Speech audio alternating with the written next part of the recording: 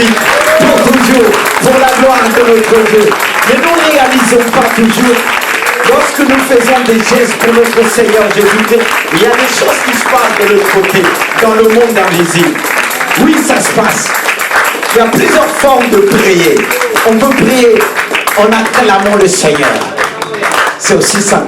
C'est biblique. Je ne sais plus, c'était Gédéon, qu'il fallait, je ne sais pas, Jacques il crie. Il y avait aussi Josué. Vous voyez? Ouais, il fallait faire du bruit. Il y a des moments, Dieu c'est un Dieu de silence, mais c'est un Dieu de bruit. Il dit, faites du bruit. Parce qu'on doit déranger. Alléluia. Pour déranger le monde des ténèbres. C'est pas pour déranger tes oreilles. Non. C'est pas pour te rendre sourd. Mais parfois c'est pour déboucher aussi. Alléluia. Gloire à Dieu. Ben oui, ça contribue aussi. Voilà, notre frère va s'approcher. David, avec son épouse Wanda, et c'est ça. Rappelle-moi le prénom. Voilà. Approcher avec leurs 2 enfants. Ça fait pas longtemps qu'ils sont arrivés au milieu de nous. Et ils sont empressés très vite en disant ils veulent présenter leurs enfants au Seigneur. Mais pour moi, présenter, c'est de prêter au Seigneur. C'est 2 princesses, c'est ça? Hein? On va te prêter à Dieu? Tu seras prêt à servir même le pasteur, hein? Toi aussi, tu fais comme si tu n'as pas entendu. Tu peux te tourner vers moi? Regarde, tu me regardes. Tu es prête aussi pour le Seigneur Jésus? Alors on va prier pour vous. Amen. Amen. Gloire à Dieu. Approchez. Je vais mettre le même niveau, comme ça on a la même taille. Ça va? Ça vous va? Mais aussi, vous savez qu'est-ce qu'on va faire, les filles? Regardez. On va prier pour les parents. Parce qu'ils ont une grande responsabilité. Une très grande responsabilité. Et Dieu leur a dit, je vous confie ces 2 princesses-là. Allez, vous appartenez à Dieu d'abord. T'aimes Jésus? T'aimes Jésus, hein? Tu sais, Jésus, il est plus costaud que papa, hein? Papa est grand, t'as vu? Mais Jésus, oh, il est très beau, Jésus. Tu l'as déjà vu? T'as déjà vu? Je ne peux pas dire non, parce que Jésus se révèle beaucoup aux enfants. Mais je vais prier ce Jésus, je vais prier pour papa et pour maman. D'accord? Qui peut être patient avec vous. Et vous aussi. Et on va prier. Allez, mettez-vous à genoux, allez-y. Allez-y, c'est bien devant Dieu. Alléluia. Oh Jésus, approchez. Parce que la famille, elle doit être unie, bien approchée, pour ne pas donner d'espace à l'ennemi. Rien. On ferme toutes les portes. Ô Dieu de grâce. Seigneur, je veux te prier pour Anna et David. Merci pour ta grâce. Merci pour ce couple. Tu vois combien de fois le diable a essayé de les diviser, les séparer, mentir, mettre des pensées dans l'autre et dans l'un, discorde. Mais aujourd'hui, Jésus-Christ, je brise tous ces mensonges dans leur cœur. Que ce couple puisse avoir cette sagesse, cette grâce d'élever leurs enfants, Seigneur. Aujourd'hui, Seigneur, nous voulons les consacrer à toi. Par la puissance de ton Saint-Esprit, je pose mes 2 mains. Que tu les bénisses. Tu les remplis de ta grâce. Que tu les remplis de ton amour. De ta fidélité, ô Dieu. Qu'ils soient vraiment tes servantes. Tes servantes. Tu cherches les princesses. Mais les voici devant toi. Bénis-les par le nom puissant de Jésus. Amen. Bénis-le. Bénis mon frère. David, donne-lui la force, le courage, une dimension spirituelle, morale et les moyens matériels de venir en aide, au secours à sa famille. Au nom puissant de Jésus. Bénis-moi. bénis-la. Tu enlèves toutes sortes de blocages. Tu la libères totalement. Totalement. Au nom puissant de Jésus. Amen. Amen. Gloire à Dieu. Amen. Que Dieu vous bénisse. Gloire à Dieu. Amen. Gloire à Dieu. Alléluia. Comme c'est toujours un jour de joie, encore un chant avant d'entendre la parole de Dieu. Est-ce que Dieu pense à vous? Est-ce que quand Dieu nous pose une question, bien, lorsqu'on interroge Dieu, il y a d'autres qui arrivent. Et on se dit, laquelle est la priorité? Laquelle que je vais répondre en premier? Mais il s'agit de bien discerner, savoir laquelle répondre. Et quand on arrive à répondre l'une des questions qui se présentent, on peut trouver plusieurs dizaines de questions. Mais à travers une question, peut nous aider à répondre aux autres questions. Amen. Est-ce que vous me suivez? Je ne suis pas un philosophe. Hein? Non. Dieu m'aide dans la prédication à aller à l'essentiel. Dans une simplicité. Et je demande toute la grâce de Dieu ce matin. Qui m'accorde sa grâce. Et à travers cette question, je me suis interrogé moi-même. J'ai entendu la voix du Seigneur dans mon cœur me dire, quelle est ta priorité aujourd'hui? Et je veux aussi te poser la même question. Quelle est ta priorité aujourd'hui? On a des priorités. On a tous des priorités. Est-ce qu'on a les mêmes priorités? Est-ce que c'est les mêmes raisons qui nous ont attirés dans ces lieux-là? Mais Dieu veut te demander ce matin, quelle est ta priorité? C'est à travers la priorité des personnes qu'on peut voir leur force, leur foi, leur amour, découvrir toute leur force. Quelle est ta priorité? Est-ce tes études? Pour ceux qui font les études, plusieurs interrogations vont se défiler. Pour les étudiants, pour étudier, il n'y a pas d'âge. C'est pour ça que je veux te poser cette question. En ce qui concerne tes priorités. Est-ce tes études? Pour les jeunes. Est-ce ton mariage? Tu peux être dans le mariage et peut-être pas encore. Mais pour toi, c'est une priorité. Je te pose encore une question. Est-ce ton mariage? Est-ce ta famille? Oh, ma famille, pour moi, c'est... Sans ma famille, je ne peux pas vivre. Tu as raison. Est-ce ton travail? Réponds-moi. Est-ce ton argent? Waouh! Sans l'argent, on ne peut pas vivre. Je ne sais pas. C'est l'expression de beaucoup. Ou tes biens matériels, entre parenthèses, tes richesses. Je reprends. Quelle est ta priorité aujourd'hui? Nous savons que ça tourne autour de ça. C'est pourquoi j'ai eu cette réflexion de faire ressortir ces questions-là.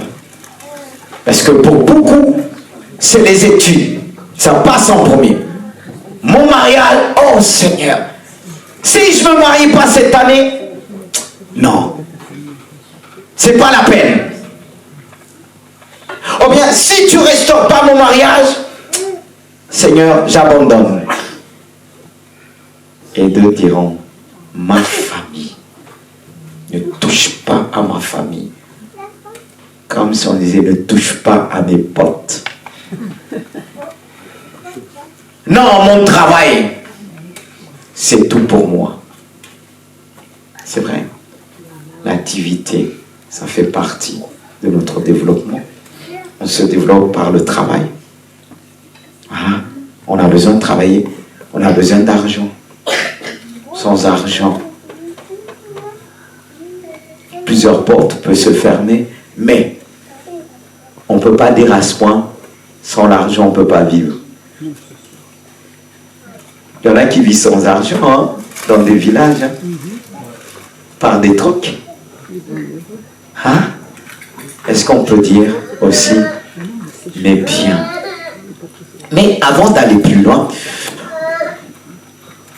avant de parler, se poser par ces versets, nous allons d'abord lire dans l'évangile de Matthieu, chapitre 6, à partir de verset 19. Ça va nous aider encore mieux s'interroger. Parce que c'est ça la vie. Si on ne se pose pas des questions, ce n'est pas la peine. Il faut toujours une bonne réflexion dans la matière, dans tout ce que nous faisons. Mais on va commencer à bien s'interroger. Ça va nous aider. Il est dit, ne vous amassez pas des trésors sur la terre, où la terre et la rue détruisent, et où les voleurs percent et dérobent.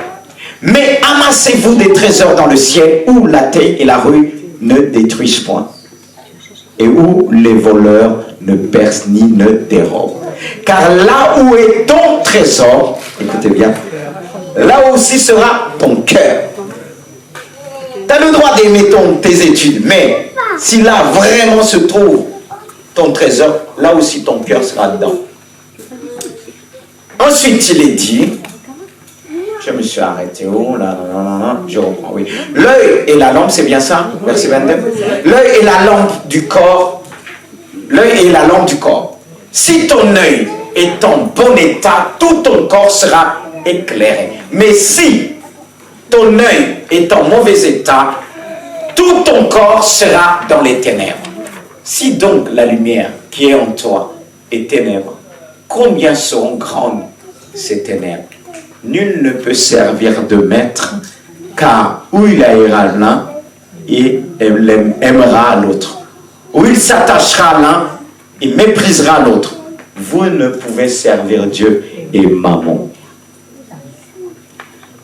C'est pourquoi je vous dis, ne vous inquiétez pas pour votre vie de ce que vous mangerez, ni pour votre corps de quoi vous sera vêtu. La vie n'est-elle pas plus que la nourriture, et le corps plus que les vêtements?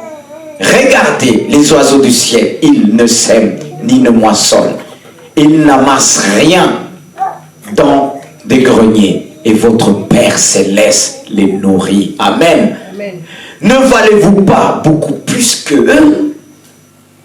Mes frères et sœurs, qui de vous, par ses inquiétudes, peut ajouter une coudée à la durée de sa vie? Et pourquoi vous vous inquiétez au sujet du vêtement? Considérez comment croissent les lys des champs. Ils ne travaillent ni ne filent. Cependant, je vous dis que Salomon même dans toute sa gloire n'a pas été vêtu comme l'un d'eux. Si Dieu revêt ainsi l'herbe des champs qui existe aujourd'hui et qui demain sera jeté au four, ne vous vêtira-t-il pas à plus forte raison, gens de peu de foi? Ne vous inquiétez donc point et ne dites pas, que mangerons-nous, que boirons-nous, de quoi serons-nous vêtus? Car toutes ces choses, ce sont les païens qui les recherchent. Votre Père céleste sait que vous en avez besoin. Et c'est là que je vais mettre l'accent. Au verset 33. Et je veux qu'on nous puissions le lire ensemble. Cherchez.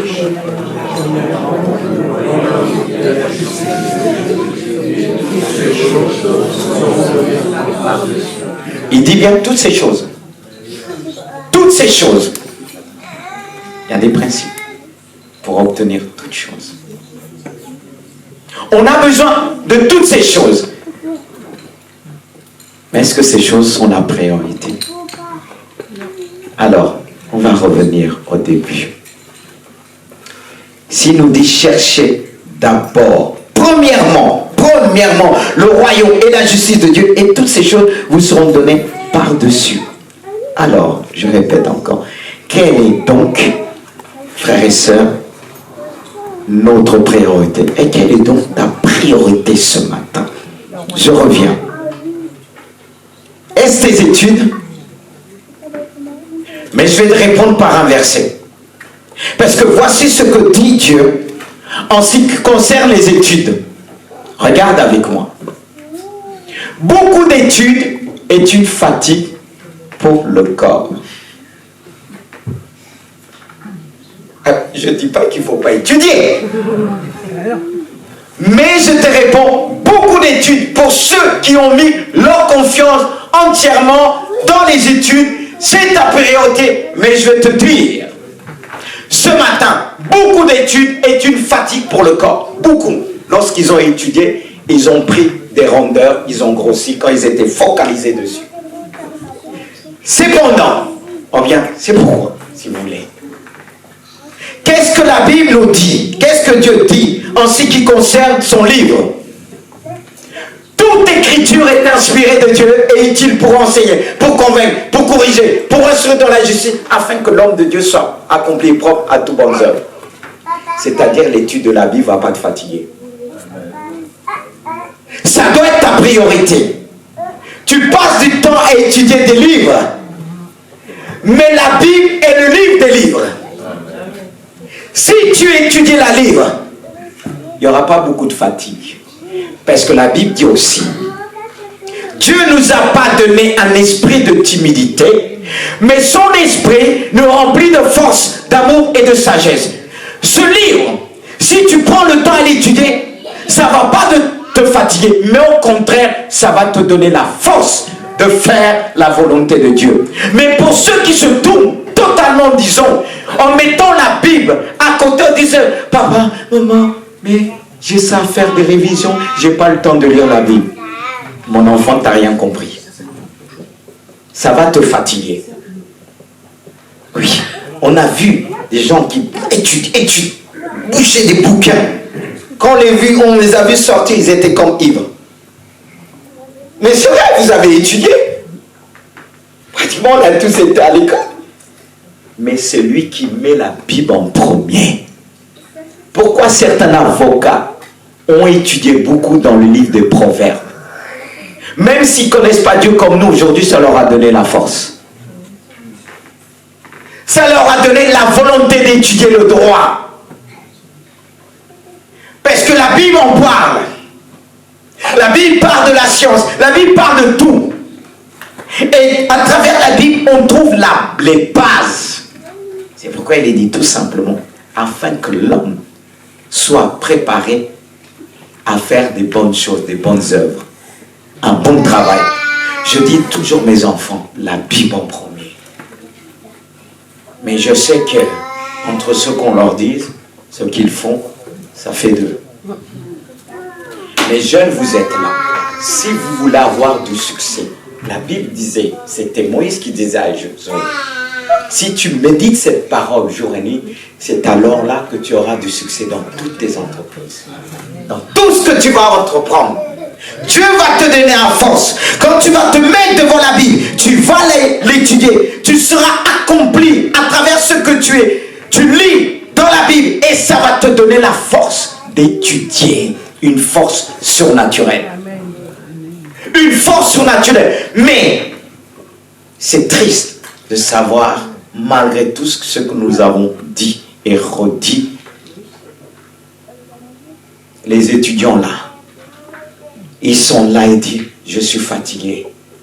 Et vous remarquez une chose, là, tout ce qu'on est à fond dans les études, quand on sort, on est fatigué. On grignote après. Qu'est-ce qui se passe après? Ecclésiaste, lui qui a beaucoup étudié, il a étudié la science, c'est le roi Salomon. Il sait de quoi les études capables de faire. C'est bien étudier. Mais il ne faut pas oublier, il y a un homme aussi, Daniel, qui a étudié la science, mais il a mis la parole de Dieu en premier. Et il avait la capacité, une capacité surnaturelle que les autres sages de Babylone n'ont pas pu développer. Et pourtant, ils ont étudié. Mais quand on a fait appel, il a fait la différence. Il a fait la différence. L'enfant de de Dieu fait la différence dans les études, on va lui demander qu'est-ce que tu fais, il va brandir la parole de Dieu. Avant de faire quoi que ce soit, je me réfère à la parole de Dieu. Alors, étudiant, jeune homme, jeune fille, tu veux avoir des succès dans tes études ne doivent pas être la priorité. Tes livres ne doivent pas être la priorité. C'est le livre des livres qui doit triompher. Si tu mets ce livre devant toi, tous les livres vont se prosterner, si je peux dire les choses ainsi, devant ce livre qui est le livre des livres. C'est le livre le plus répandu. L'étude la plus répandue, c'est la Bible. La Bible doit être ta priorité. Si ce n'est pas le cas, réponds-toi. Réponds-toi. Et encore une autre question. C'est la journée de questions. Quelle est ta priorité à l'heure même que je te parle? Peut-être tu as eu le temps de changer. Laisse-moi parler. Tu auras le temps de changer. Ton mariage, c'est précieux le mariage. Surtout quand on n'est pas marié, on voit les autres se marier, le temps passe. On dit, ah Seigneur, non. Si. Il y en a qui disent, cette année, en déclarant, ils pensent que ça va arriver. Et Dieu ne te demande pas de déclarer avec forcing, mais avec foi. Il dit, le mariage. Mais qu'est-ce que Dieu dit? J'ai pensé à cette parabole parce qu'il y a la Bible, à travers la Bible, on en tient toutes sortes de réponses. Et j'ai trouvé la réponse, peut-être vous pourrez trouver d'autres réponses à travers la Bible, la parabole du grand souper. Qu'est-ce que cette parabole dit? Un homme donna un grand souper. Il invita beaucoup de gens. L'heure du souper, il envoya son serviteur dire aux convives, venez car tout est déjà prêt. Mais tous unanimement se mirent à s'excuser. Le premier lui dit, j'ai acheté un champ et je suis obligé d'aller le voir. Excuse-moi, je te prie. Et un autre dit, j'ai achevé 5 paires de bœufs et je vais les essayer. Excuse-moi et je te prie. Et un autre dit, je viens de me marier et c'est pourquoi je ne puis aller. Je viens de me marier. Et qu'est-ce qui s'est passé? Je ne vais pas sur la suite. Ce serviteur, cet homme a envoyé son serviteur prendre les gens à l'extérieur en disant venez. Ça nous enseigne, cette parabole nous enseigne. Il nous montre que beaucoup trouveront des excuses en disant je suis marié. Ceux qui ont été zélés au départ, bien zélés. Certains ont été zélés au début. Et quand ils sont mariés, vous savez qu'il y a une chose que je ne comprenais pas au début. Quand nos aînés nous disaient ceci, et ils disaient, il est préférable. Eux, ce qu'ils faisaient au départ, quand ils prenaient un stagiaire, ils prenaient, ça ne veut pas dire les stagiaires restaient célibataires à vie, mais ils prenaient un stagiaire célibataire. Mes sœurs, vous allez me dire pourquoi. Je peux vous expliquer pourquoi. Je ne comprenais pas avant, mais dans le temps, on comprend les choses. Mes sœurs, vous voulez que je parle? Ne pensez pas qu'on exclut les sœurs. Le ministère, c'est dur. Excusez-moi de le dire. Même si on dit c'est la plus belle de vocations. Quand Dieu nous apprend au début, quand il nous fait passer par le feu, il n'y a que nous qui pouvons supporter la personne qui a reçu. Parce que quand il te fait passer par le feu, il y a les enfants, il y a l'épouse, tu risques d'abandonner vite. Parce qu'il y a des choses que Dieu va te former. C'est pour ça que je dis les célibataires, apprenez pendant qu'il est temps. Il y a des choses que Dieu veut te communiquer en tant que célibataire qui ne va pas te communiquer après. Ça sera beaucoup plus dur. Parce que dans le ministère, on a connu le mépris. Dieu permet de fois, on nous envoie dans un terrain. Et si tu avais ton, elle va te poser des questions. Est-ce que, pourquoi tu fais ça? Pourquoi tu suis? On ne peut pas tout dire. C'est vrai, on ne peut pas tout dire. Mes sœurs, je n'ai pas compris ça au départ. Il y a un bon aîné que vous connaissez tous, je dis, c'est Dunga Boubacar qui disait, lui, il a commencé son stage célibataire très vite. Lorsqu'on son responsable a dit, tu veux continuer pour l'année? Il a dit, oui, mais je dois d'abord mon mari. Il a dit, bon, je ne te prends plus. Et vous allez dire, c'est pas normal. Parce qu'il y a une formation qui n'était pas finie. Que cette formation, il devait la traverser tout seul.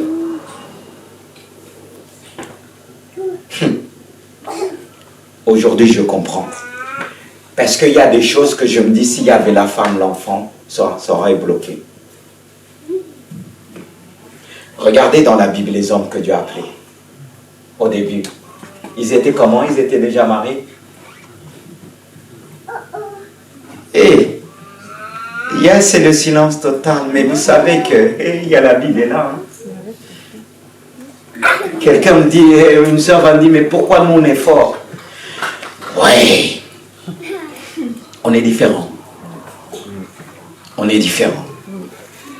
C'est après qu'on voit la femme dans le ministère. Mais d'abord, ce que l'homme a bâti va porter la femme. Je sais de quoi je parle. Et il y a des sœurs qui disent, oui, je suis prêt, c'est vrai, une femme est porte. Mais ce que j'ai vu, la femme sera forte quand le mari va établir les fondements. La femme a été tirée de la côte de l'homme. L'homme est venu du sable quelque part. C'est différent. Vous êtes des princesses. Il y a des choses que vous ne devez pas connaître. Vous êtes des princesses, oui. Il y a des choses même dans le ministère. Quand un femme est venue, elle s'interroge parce que Dieu va permettre qu'elle va connaître aussi parce qu'il va la former. C'est vrai. Avant de devenir mère, tu es une femme d'abord. Avant de devenir père, tu es un homme d'abord. Homme ne veut pas dire père. Et si vraiment tu prends en disant c'est ma priorité, c'est ceci, je dois me marier comme dit avant de rentrer dans le ministère. Si tu as commencé, Dieu veut t'apprendre quelque chose seul à seul. Il y a des cas qu'on voit des femmes qui étaient là, ils ont fait ensemble, ils sont croisés à l'école biblique, mais Dieu avait fait déjà son travail. Dieu avait fait déjà son travail. Tous ceux qui sont rentrés, vous regardez bien leur biographie, ils n'ont pas commencé ensemble, ils sont croisés après. Dieu a fait son travail là, travailler la femme et tout ça. C'est vrai qu'après, il y a des ministères qu'on voit la femme. Mais il y a des souffrances qui paraissent injustes. Que Dieu va te faire passer, l'autre ne va pas comprendre. Regardez Abraham et Sarah. Pourquoi Abraham n'a pas dit à Sarah, je vais donner l'enfant, je vais sacrifier l'enfant? Elle aurait dit, mais t'es malade, c'est mon enfant. Et surtout quand c'est chaud, la femme dit, c'est mon bébé, c'est mon enfant. Ah oui, quand c'est maman, la réalité humaine est là, elle va dire non, j'ai porté 9 mois et toi tu n'as pas souffert et tu vas me dire, et tu n'étais pas bien toi. Mais quand je me suis tombé sur ce passage, il y a des choses que je ne comprenais pas. J'ai dit, mais ces hommes-là, alors moi, alors si, imagine, j'avais tout de suite ma femme, ils ne m'auront pas pris. J'ai compris que quand j'ai commencé, quand j'ai laissé tout, j'avais un appartement, j'allais acheter, j'ai laissé tout. Je dormais dans l'église. Et dans l'église, il y avait des souris qui venaient croquer mes pieds. Alors si c'était dans le mariage, toi qui es princesse, tu vas accepter que les souris te croquent les pieds? Non mais, soyons honnêtes. C'était l'école Dormi dans le temple comme Samuel. Quand Samuel était appelé, il y avait la femme tout de suite quand il dormait dans le temple. Non. Est-ce qu'elle aura tenu ça? Une princesse est une princesse. Mais le prince, quand il monte sur le trône, il apprend à se battre. Une princesse, elle a plus de servantes, des serviteurs qui viennent lui demander « Ma princesse, qu'est-ce que... » Mais ce n'est pas le cas du prince. Même s'ils sont appelés princes et princesses, regardez bien dans la Bible. La reine Esther, elle avait des servantes, des serviteurs. Son combat, c'était dans la prière, dans le jeûne et la prière. Mais le roi traitait des problèmes. Et à l'époque, les rois allaient se battre. Allaient se battre. Ils n'étaient pas là en disant, vous allez. Ils coordonnaient dans le champ de combat. Mais la princesse, elle était la princesse dans la maison pour soutenir son mari, pour le porter, pour l'encourager, le consoler, mais pas sur le front. Et pourtant, tu es princesse. Tu comprends mieux? Est-ce que tu comprends mieux? Alors, si ta priorité, tu commences à peine de mourir, comment c'est? Tu dis, quand tu arrives à l'église, elle est où ma femme? Seigneur, montre-moi ma femme. Tu n'as pas commencé la formation.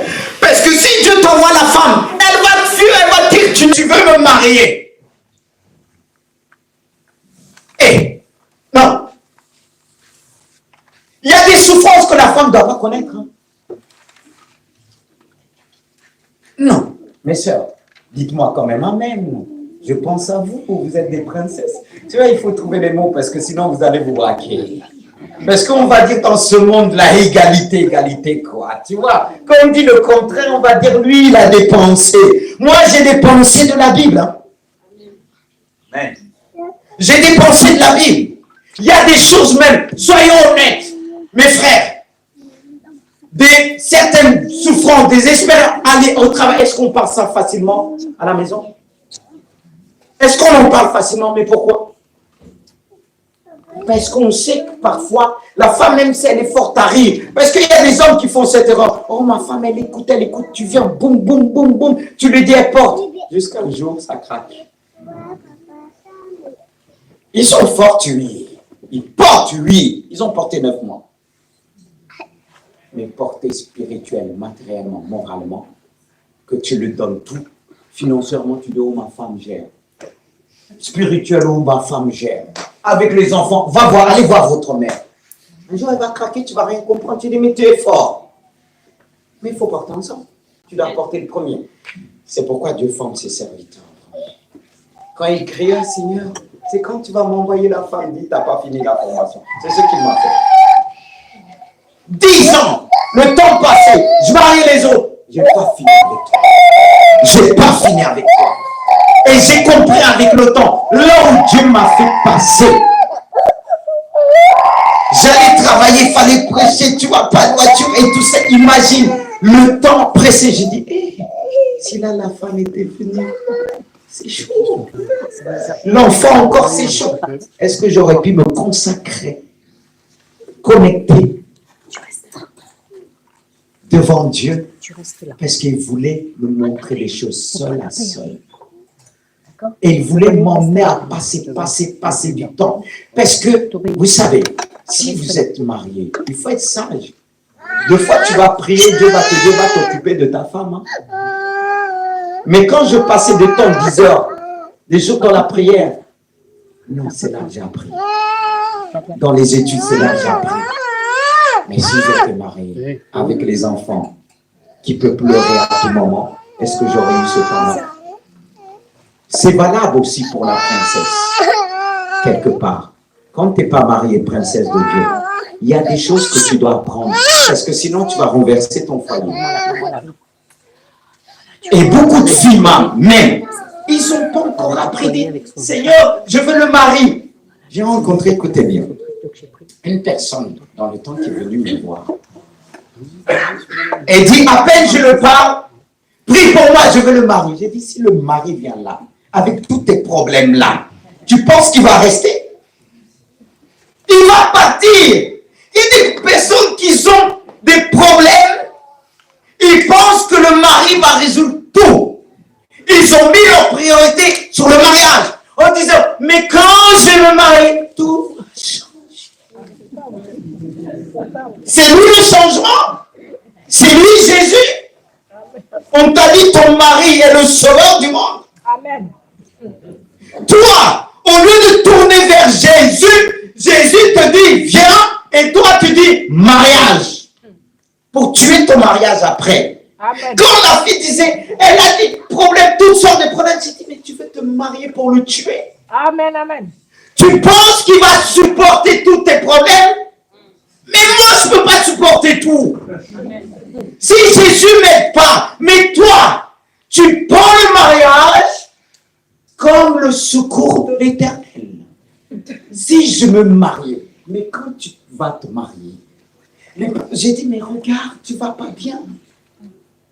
Tu vas pas bien, tu vas lui donner quoi? Parce que le mariage, c'est apporter le meilleur de soi.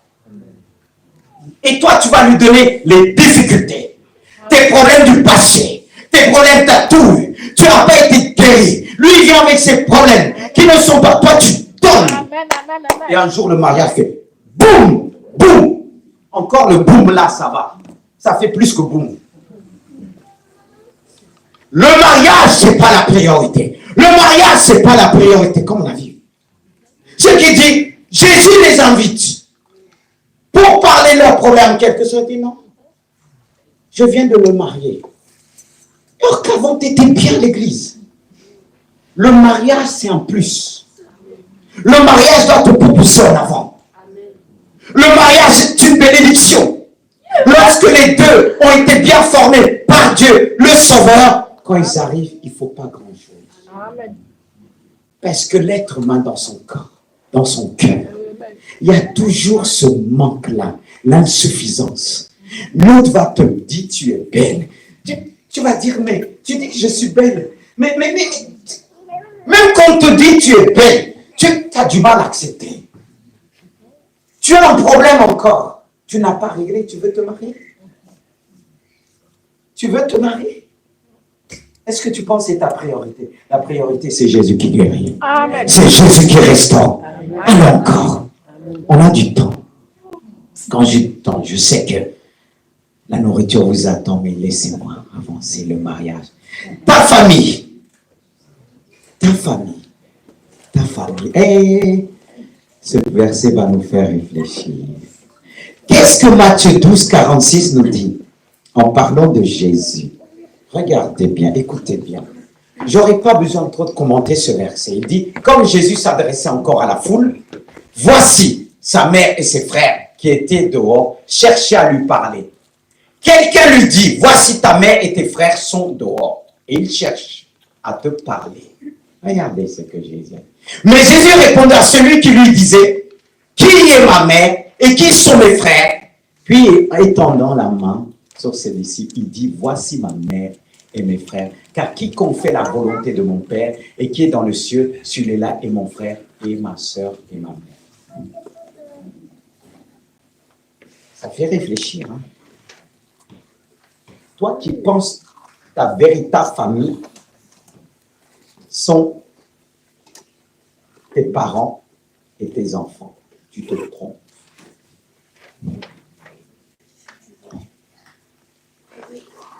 Réfléchis tout seul. Non, ta famille n'est pas la priorité. Toi, tu vas dire, ils ont dit Jésus. Quand Jésus allait sortir, Jésus a dit non. Mes vrais frères, mes véritables frères, ma véritable mère, c'est celle qui fait la volonté de Dieu. Imagine, tu viens voir ton fils, tu dis, ma fille, c'est moi qui t'ai mis au monde. C'est moi qui... Et ta fille te dit, maman, oh papa, ma véritable mère, c'est Marie en tête de l'église. Tu vas dire, tu m'as insulté. Il ne t'a pas insulté parce que tu n'es pas spirituel. L'autre, la maman, elle prie pour lui. Elle le communique. Ce qu'une mère le communique spirituellement. Parce que là, en même temps, je vous prépare. Pour certains, ça risque de vous arriver. Et maman, et papa de l'église. Dieu ne voit pas la même chose que nous. Toi, là, tu vas dire, je l'ai porté.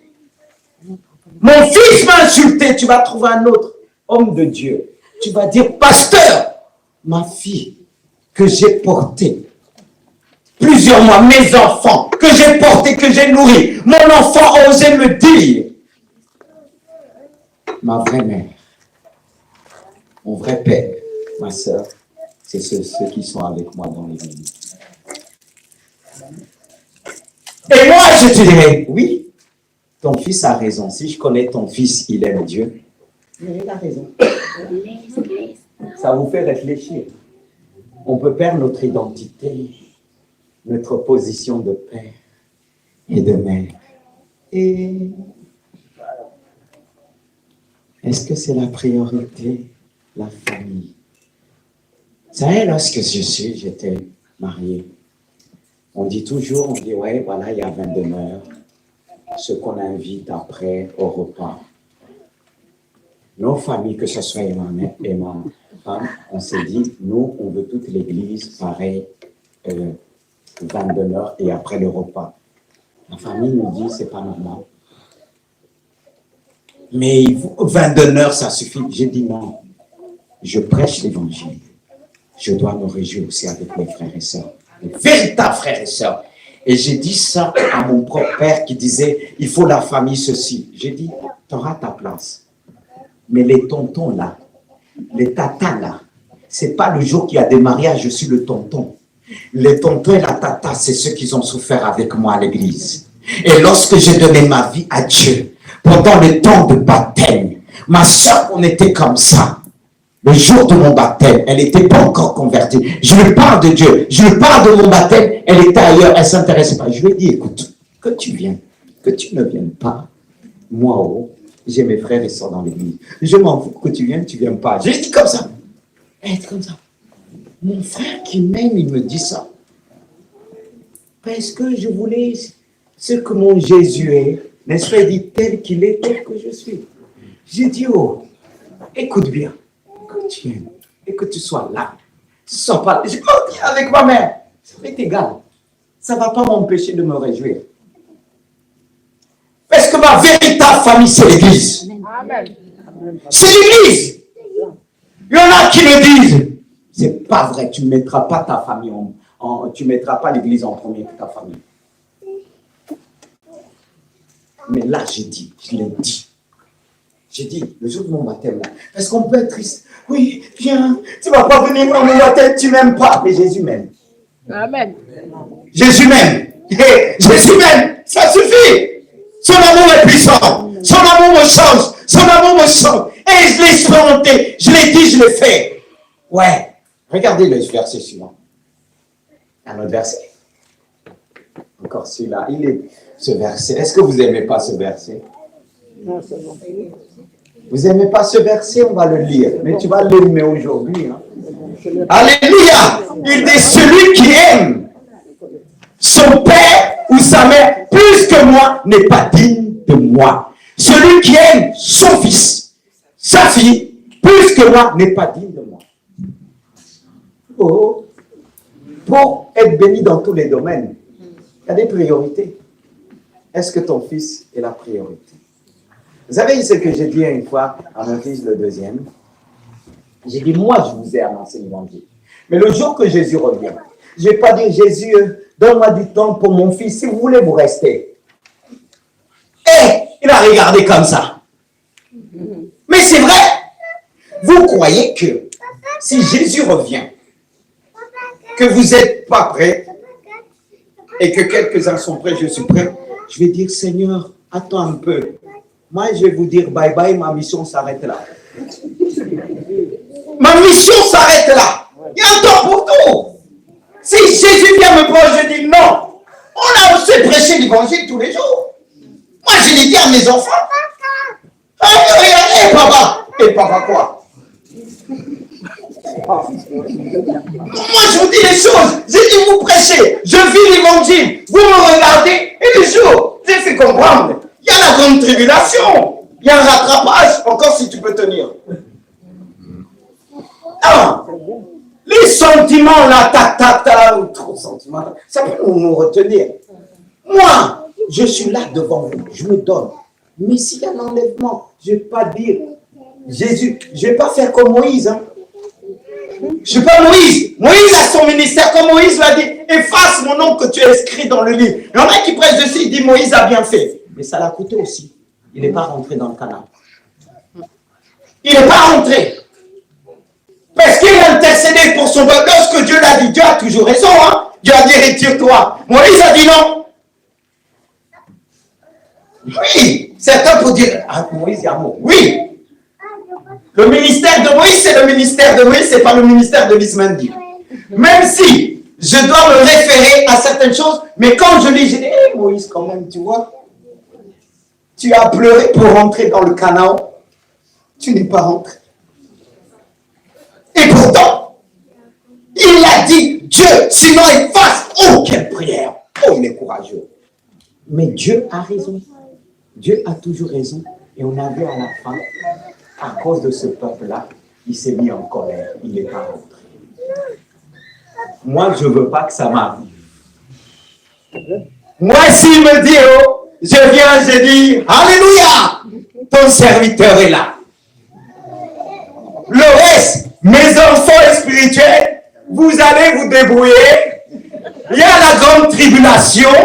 Certains qui va durer 7 ans, c'est rapide. Mais il faut tenir aussi. Et c'est pas sûr que beaucoup vont tenir. Alors c'est maintenant. Si vous avez un père qui vous aime, il y a toujours une fin. Je passe au travail. Vous êtes toujours là, vous inquiétez pas.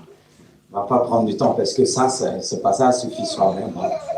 Vous allez bien cogiter. Mon but, hein, moi j'ai trop réfléchi. Vous allez aussi réfléchir. Hein. Pas, je ne vais pas le porter tout seul. Ah oui, c'est ça. La Bible dit que chacun puisse porter sa croix. Vous allez porter votre croix aujourd'hui. Le travail, encore un verset. Ton travail. Et j'aime beaucoup ce verset. Le travail, oui. Il s'agit, on a une travailleuse, une femme qui travaillait. Eh bien, cette femme dans la Bible, ben, wow. Vous savez qu'il y a des gens qui aiment leur travail. Mais ton travail doit pas être la priorité. Ils aiment quand vous les voyez travailler, ils ne s'arrêtent jamais. Oh. Quand tu commences à la maison, même quand le bois est le tableau, tu le remets en place. La poussière, tu es tout le temps. Quand tu dis, ton mari te dit, hey chérie, assis-toi un peu, tu dis, non, je travaille, viens m'aider.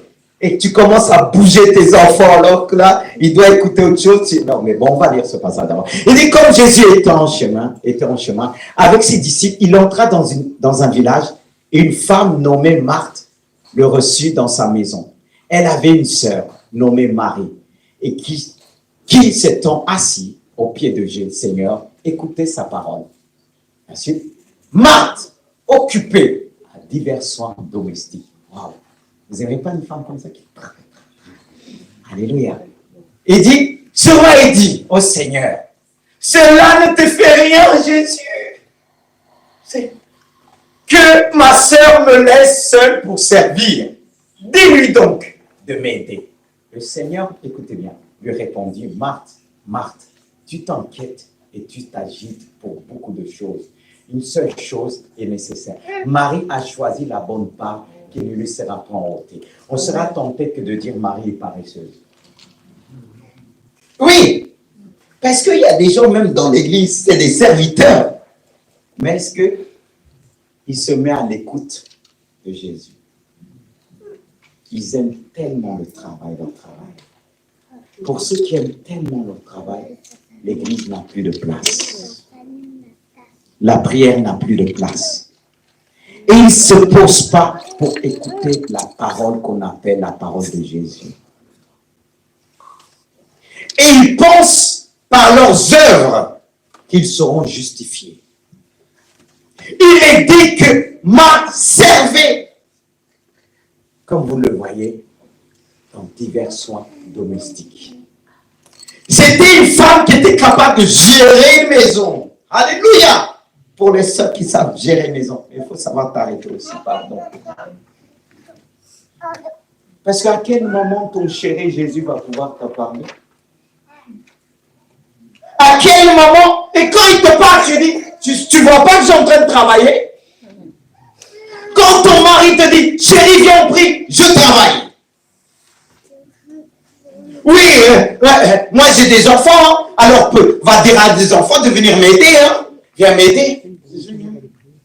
Elle dit, tiens, Marie. Marie, elle est là, tranquille. Dans sa tête, elle pouvait dire, mais elle ne voit pas. Mais je vais dire son maître. Je vais dire au maître, hein, il n'y a que moi qui travaille. Je vais dire au maître. Mais la réponse, c'était étonnant. Parfois, on s'attend à une réponse qui va à notre sens parce qu'on sait bien dépenser, bien travailler, bien faire les choses. On croit que Jésus va nous applaudir. Il te dit, ton travail a pris la place. Et aujourd'hui, dans nos églises, beaucoup c'est le travail. Travail. Quand les pasteurs le voient, le pasteur ne travaille pas. C'est ce que Dieu t'a dit. Ça, c'est une fausse révélation. Ça, c'est une fausse révélation. Demandez Eric, hier, quand il est venu me voir, j'ai dit, oh Seigneur, j'étais là, ma tête même est tournée. Parce que des fois, on travaille la nuit. On est appelé la nuit. Il y a quelqu'un qui venait, une urgence, il venait de loin, de Paris, il dit, il a besoin, il dit, viens au culte, il dit, peut-être venir au culte, il fallait l'accueillir. J'ai raté d'abord ma tête, j'ai dit, Eric, dis-lui de venir. Mais quand j'étais dans le cours de baptême, ma tête tournait. J'avais des... La personne avait vraiment besoin. C'est pour vous dire qu'en l'église, il y a la puissance. Ce n'est pas la même puissance que tu as à la maison. Hein? Peut-être vous croyez, je vois Dieu faire des choses, les gens venir de loin. Je vois la puissance de Dieu agir. Et le peuple de Dieu ne réalise pas parce que beaucoup, c'est le travail. Pasteur, je suis fatigué, le travail. C'est le travail qui va te sauver. Le travail là que tu passes tout le temps, le jour que tu seras à la retraite, tu vas vouloir passer du temps avec tes enfants, ils vont... Les gens vont dire, les enfants d'aujourd'hui, tu n'as jamais passé du temps avec eux. Il y en a le travail. Quand ils rentrent à la maison, ils travaillent. Le moment de repos, c'est lorsqu'ils vont dormir. Et même s'ils ont mal partout, ils travaillent. Jusqu'au jour qu'ils tombent par terre, là ils s'arrêtent. Mais ça, c'est le repos imposé. Pourquoi l'église est vide? Parce que plusieurs, ils sont tellement fatigués de travail, le dimanche arrive, ils n'ont pas de force pour venir à l'église, mais ils ont la force d'aller travailler. L'église là, c'est pas la priorité de beaucoup. Hein. Il y en a qui viennent un dimanche. Moi, à cause du travail. Et il dit, mais il y en a qui me disent, pasteur, il faut que je travaille le dimanche parce que je suis bien payé. Mais ton argent va où? C'est la priorité. Non, mais attends. La Bible dit, cherchez d'abord le royaume de Dieu et sa justice. Et la Bible dit, nous suivrons. Et toi, il y a la porte du paradis sera fermée pour beaucoup à cause de leur travail. C'est pas que tu as volé, hein. C'est pas que tu mens, hein. Mais ton travail, tu passes beaucoup de temps. Même ceux que l'ordinateur, là, les jeux, c'est leur priorité. Moi, j'ai peur hein, quand je vois les enfants, les jeunes, qui tout le temps, ils sont fatigués pour venir à l'église, mais ils ne sont pas fatigués de jouer. Il y en a qui dorment à 3 heures du matin si on ne les arrête pas. Oh, jeunes, hein. Pas comme simplement les jeunes, même les adultes là qui se cachent là. Qui, tu vois, il y en a les jeux là, ils sont tout le temps devant les jeux, c'est la priorité. Mais à l'église, ils sont fatigués quand ils viennent à l'église, ils dorment. Le jour de l'enlèvement, tu vas dormir. Pendant que tu vas réveiller, ils sont où? Tellement les jeux vont dormir spirituellement. Et vous savez que là, on rigole, mais le jour là, beaucoup ne vont pas rigoler. Hein. D'accord? Rigolez bien. Mais préparons-nous aussi. Parce que les jeux, le travail, il y en a tellement qui repartent, qui tardent le travail. On est obligé de les chasser au travail même. Mais au travail, il y a du monde. Mais à l'église, il y a moins de monde. Et même quand il y a du monde, est-ce que Jésus est la priorité? Pas toujours. Et j'avance. Le dernier, ton argent était bien. Vous me suivez toujours? C'est vrai qu'on a pris du temps, excusez-moi. Mais on ne peut pas partir sans parler de ça. L'argent. Ceux qui nous suivent disent, ah, ils prêchent l'argent. Mais c'est marqué dans la Bible. On ne prêche pas que l'amour, on ne prêche pas que la foi, on parle de l'argent. L'argent peut être une bénédiction, aussi une malédiction. Un piège. Il faut savoir gérer. Comme l'ordinateur, le portable, peut être une source de bénédiction, une source de malédiction. Et il faut veiller. Mais on va parler à travers ce passage d'un jeune homme riche. Ce jeune homme riche, il vient vers Jésus, dit, voici, comme il dit, voici un homme s'approche, un homme riche, s'approche et dit à Jésus, Maître, que dois-je faire de bon pour avoir la vie éternelle? Comme quoi l'argent ne peut pas acheter la vie éternelle. Suivez-moi. Il lui répondit, pourquoi m'interroges-tu sur ce qui est bon? Un seul est le bon. Si tu veux entrer dans la vie éternelle, observe les commandements. Il dit, lesquels? Lui dit-il. Et Jésus répondit, tu ne tueras point, tu ne commettras point d'adultère, tu ne déroberas point, tu ne diras point de faux témoignages, honore ton père et ta mère. Ensuite, et tu aimeras ton prochain comme toi-même. Le jeune homme lui dit, j'ai observé toutes ces choses, que me manque-t-il encore? C'est une bonne question, hein? C'est bon, hein? Parce que des fois, on croit qu'on est un chrétien hyper parfait. On dit, ah, Seigneur, tout ça, je l'ai fait. Je donne la dîme, je fais ça, je fais ça. Et on peut même, on est tenté d'applaudir. Hein? Mais Jésus n'applaudit pas vite. Écoutez ce qu'il va leur dire. Jésus lui dit, si tu veux être parfait, va, vends ce que tu possèdes, donne-le aux pauvres et tu auras un trésor dans le ciel. Puis viens et suis-moi. Après avoir entendu ces paroles, le jeune homme s'en alla tout triste car il avait des grands biens. C'est le cas de beaucoup. Quand il doit donner, ils sont tristes. Est-ce que Dieu est la priorité? Est-ce que Jésus était la priorité? Cet homme était riche. Mais Jésus connaissait son problème. Il va mettre le doigt. Il a dit, tu veux la vie éternelle? Tu veux me suivre? Tu veux que je sois ta priorité? Tu veux que je sois dans ta vie? Alors, il n'y a pas de problème. Il y a une seule chose qui te reste. Allez, dis-moi! J'ai tout fait! J'attendais que ça. Il ne faut pas s'étonner de la réponse. Jésus va lui dire, maintenant, tout ce que tu as eu, vends-les dans le repos. Waouh! C'est ça le problème. Nous, on a un problème quand Dieu a dit à Abraham, donne-moi ton Isaac, celui que tu aimes. Parce qu'Isaac connaît la place, et pourtant c'était la bénédiction de Dieu. Il y a des choses que Dieu t'a données, mais aujourd'hui ça prend la place. Et Dieu va te dire, donne-moi.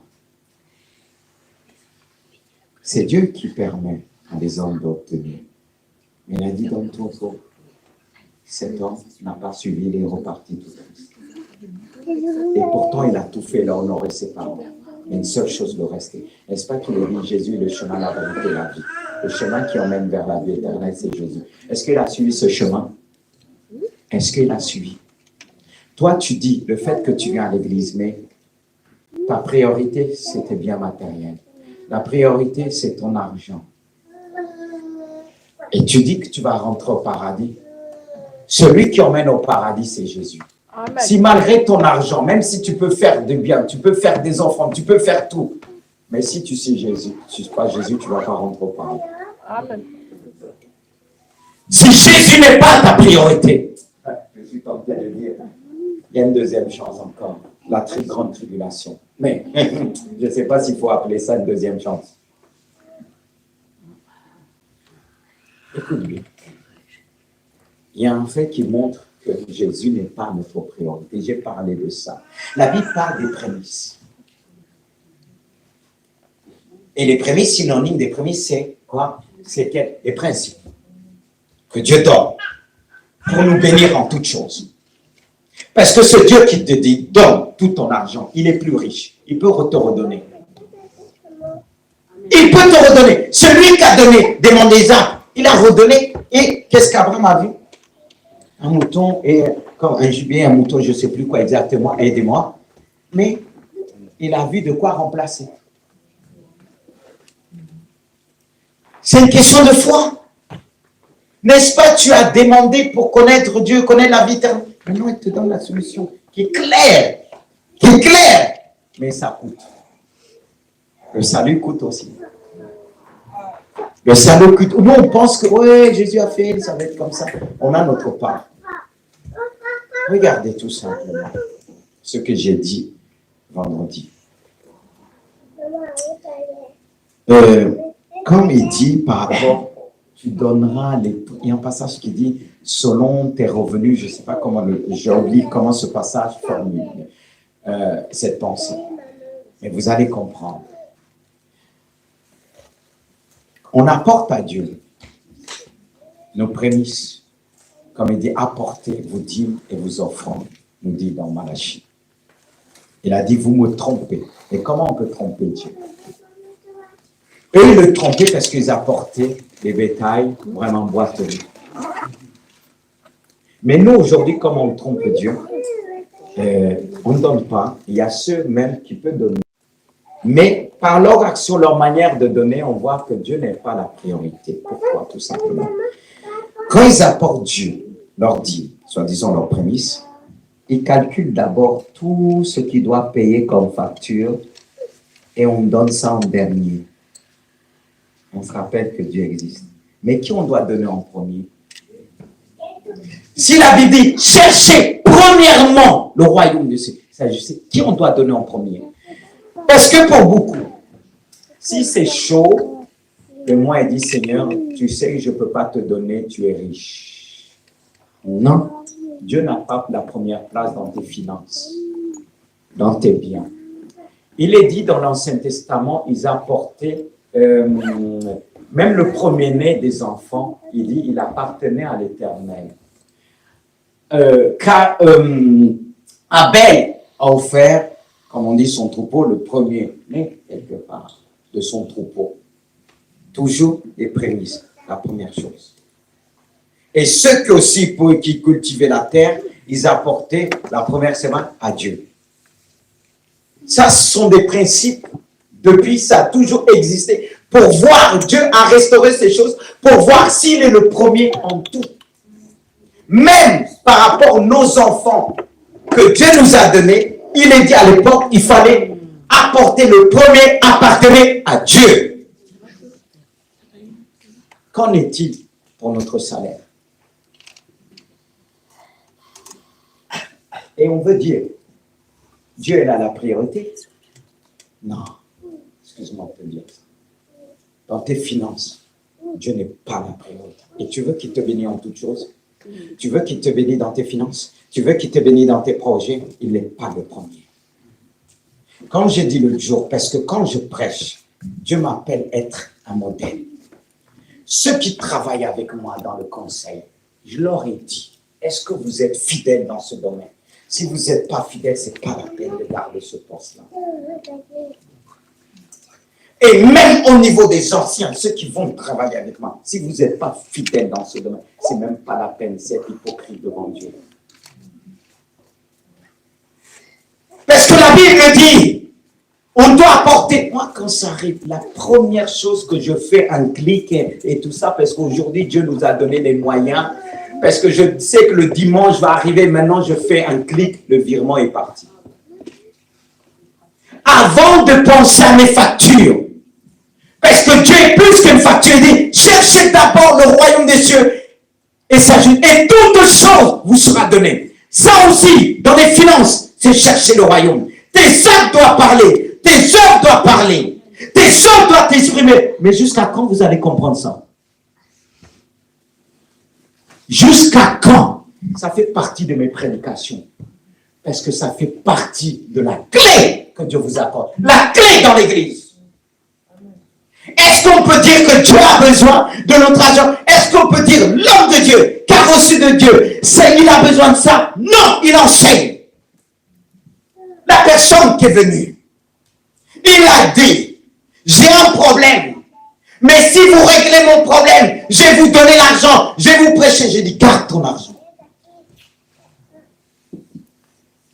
C'est quelqu'un qui a des moyens. Oui, je ne vais pas dire d'où il vient, d'où il travaille. Mais je lui ai dit, écoute, je suis au-dessus de ça. Après, Dieu peut faire grâce. La personne fait, mais je l'ai dit, il y a des personnes qui sont venues dans ce bureau. Quand Dieu agit, ils ont déposé. J'ai dit non, c'est pas bon. Mais quand je vous prêche, vous pensez que moi, c'est votre argent que je veux? Un père, est-ce qu'on peut payer un père? Est-ce qu'on peut rembourser un père? Si je devais avoir les gens que Dieu m'a utilisés, des bénédictions, que même des enfants qui rentrent ici, des gens qui ne font même pas partie de l'église, qui ont été payés, ils ont béni, ils ont déposé dans le panier. Il y a d'autres qui disaient non, pasteur, je viens te donner. J'ai dit, va voir le conseil. Alors si je vous prêche, parce que beaucoup ici, je vais vous dire une chose. Il y en a, quand ils ne sont pas là le mois, leur prémisse dans ce domaine-là n'est pas là aussi. Il y en a, quand ils partent en vacances, aussi part en vacances avec ça. Et tu veux dire, Dieu est la priorité. Et tu pleures pour dire, tu as béni l'autre, tu m'as oublié, tu as béni l'autre. Est-ce que la première chose dans ton salaire, tout ce que tu reçois, tu dis, Dieu, je vais honorer. Parce que tu m'as donné plus que ça. Facture ou pas facture, le premier c'est toi. Combien de fois Dieu nous a aidés? Quand on discutait une fois avec mon épouse, comment j'ai commencé dans le ministère, ni mutuel, ni talala, j'ai perdu une voiture à tout. Mais je ne parlais même pas parce que quand tu parles, tu dis, mais tu as des enfants, comment tu vas faire? Non, non, non. Mais mon Dieu est vivant. Amen. Ce Dieu que je sers, il est votre Dieu. Mets-lui à l'épaule et tu verras. Parce que si il est le premier, il a la priorité. Quand mon salaire arrive, j'ai dit, Seigneur, c'est toi le premier. C'est toi qui m'as donné la santé. Et je suis fier de le faire. Je suis un enfant de Dieu. Je veux montrer que Dieu, tu es un Dieu généreux. Moi aussi, je dois l'être. Mais non, on commence à calculer. Quand on donne, on est triste, on dit, mais Seigneur, je dois faire ça, je dois faire ça, je dois faire ça. Non. Non. Est-ce que vous suivez? Oh Seigneur, aide-nous. On doit se repentir. Parce que vous savez pourquoi je vous dis ça? Parce que beaucoup peuvent dire, si j'étais centré sur l'argent, avec mes mains que Dieu a utilisées, guérir, délivrer, cancer et autres, les personnes sont venues déposer. Ça ne veut pas dire que Dieu ne permet pas que les gens peuvent nous bénir, mais pour nous dire, là, la personne qui te donne, même elle tremble parce qu'elle sait que tu te donnes. Elle se demande, est-ce que c'est vraiment équivaut là, ce qu'elle a reçu? Est-ce que c'est vraiment ça? Elle tremble même. Parce que toi, tu vas voir, c'est grand, mais la personne, elle dit, c'est rien par rapport à ce que j'ai obtenu. Oui. Oui. C'est là que Dieu doit faire donner des hommes dignes de son nom. Parce qu'il y a des moments où Dieu te dit, vas-y, comme il a fait pour Élie et Élisée, son serviteur qui a couru prendre les richesses de Naaman, il était frappé de la lèpre.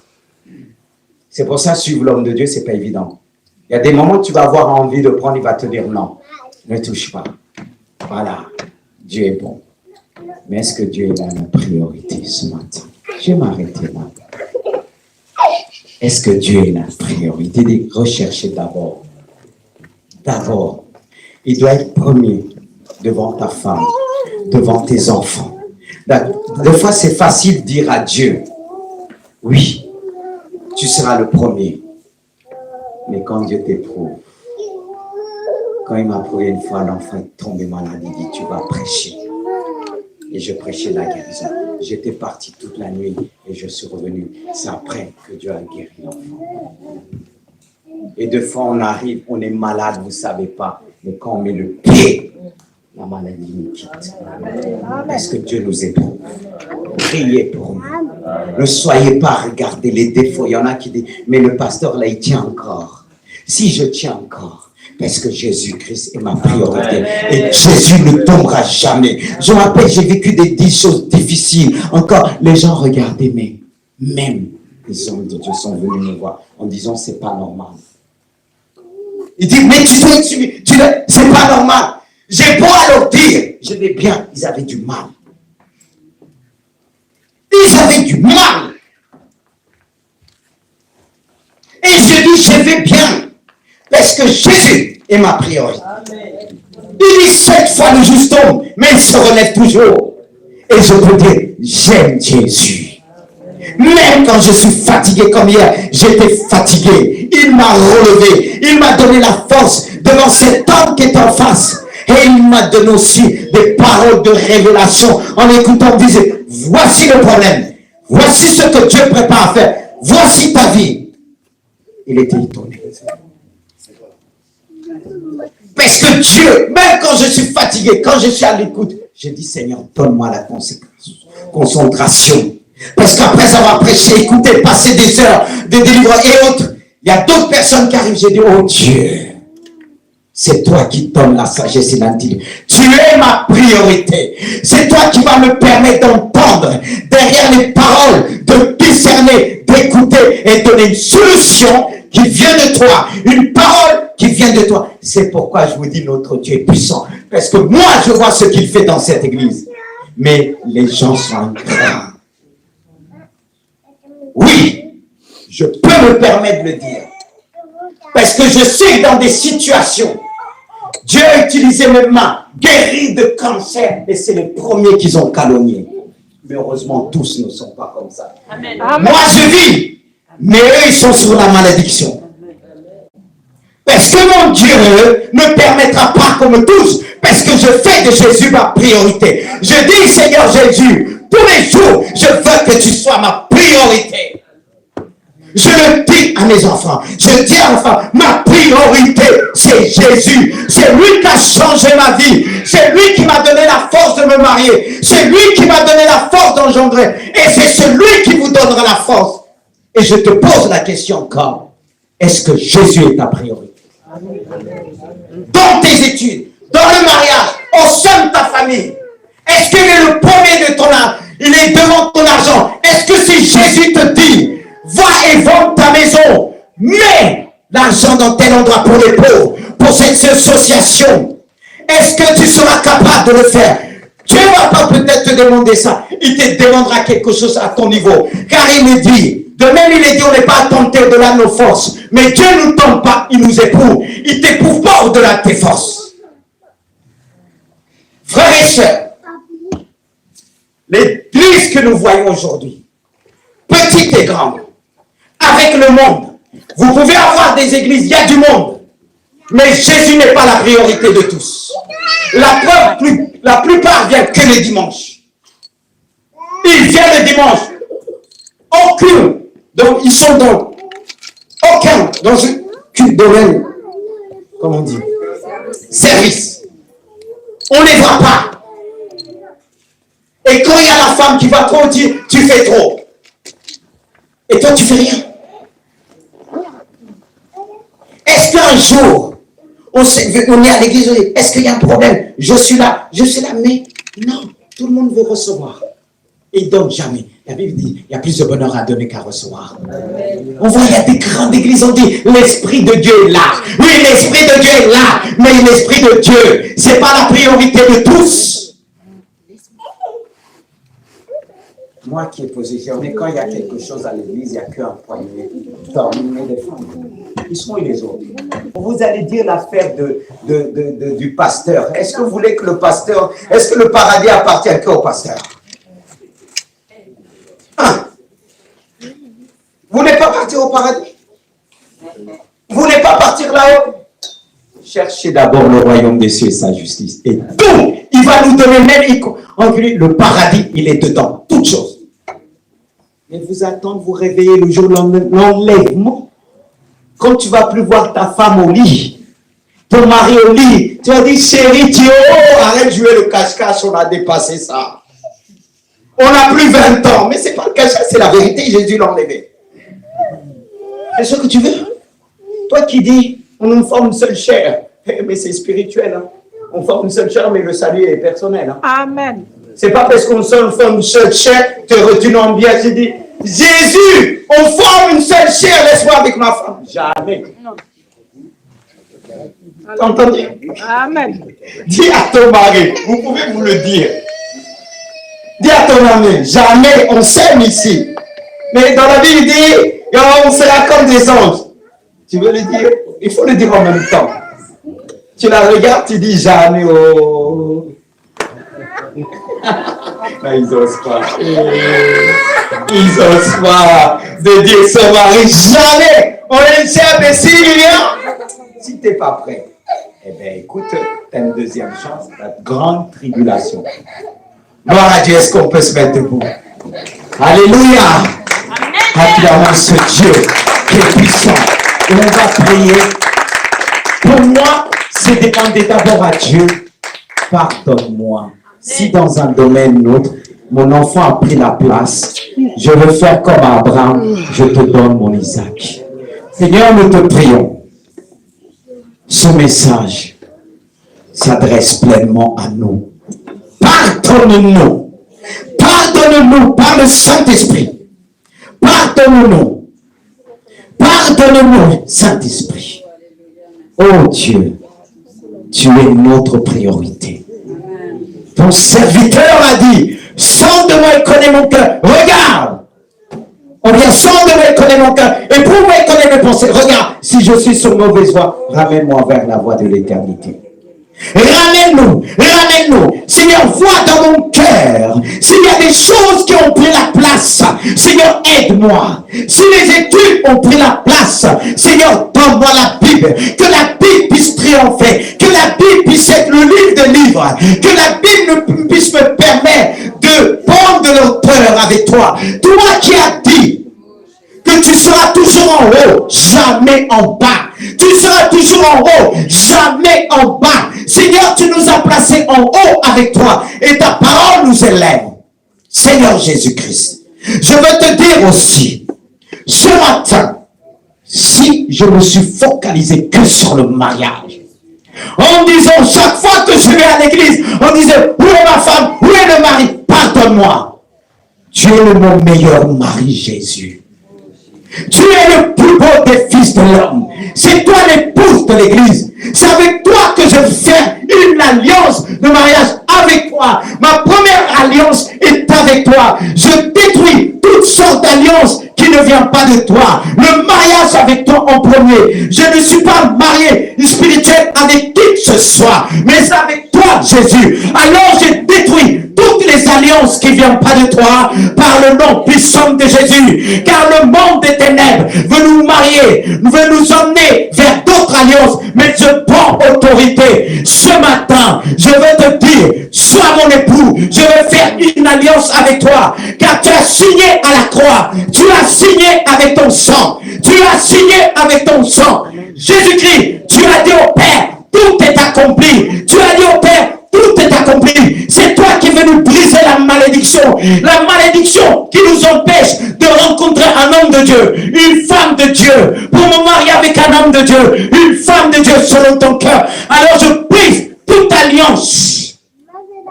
Toute alliance qui ne vient pas de toi. Je brise, Seigneur. C'est vrai que tu parles du mariage comme une alliance. Si j'ai aucune alliance avec toi, comment je pourrai trouver seul et celui que tu m'as envoyé? Je prends l'autorité. Je prends l'autorité.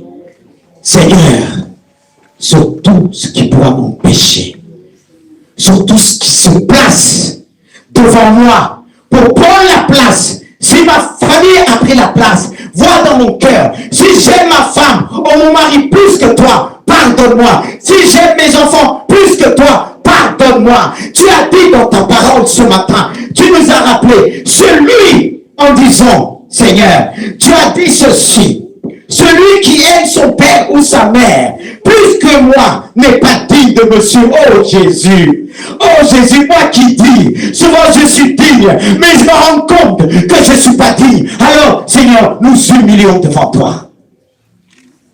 J'ai mis ma famille devant à tel point que je ne pense pas à toi. Quand il y a des soucis au sein de ma famille, je ne prie plus, je ne te cherche plus. Mais à partir d'aujourd'hui, quelles que soient les peurs, je vais lever ma voix vers mon Dieu en lui disant merci pour tout. Et lorsque je rendrai grâce devant Dieu, devant l'épreuve que tu m'as mis, en disant toutes choses concourent au bien de ce qu'est Dieu, et là je verrai ta gloire. Et là, je verrai ta gloire. Alors, Seigneur, je te demande pardon. Car chaque fois qu'il est arrivé quelque chose à ma famille, j'ai été déstabilisé. Au lieu de faire ta volonté, au lieu de tenir bon, au lieu de marcher, au lieu de servir ton église, j'ai baissé les bras. Alors, pardonne-nous ce matin. Pardonne-nous par la puissance de ton Saint-Esprit. Seigneur, tu vois comment le travail a pris la place de beaucoup. Seigneur, tu connais les martes dans ton assemblée. Tu connais les martes. Mais que ces martes puissent être comme Marie, qui était au pied de Jésus. Pardonne-nous. Le travail a pris trop la place. Que maintenant, j'ai mis ton église derrière moi. Je suis fatigué par le travail. Et quand je travaille beaucoup, j'ai plus la force. Et j'ai oublié qu'il y a un passage dans ta parole qui dit: Dieu nous a pas donné un esprit de timidité, mais ton esprit nous donne la force, l'amour et la sagesse. Toi qui augmentes la vie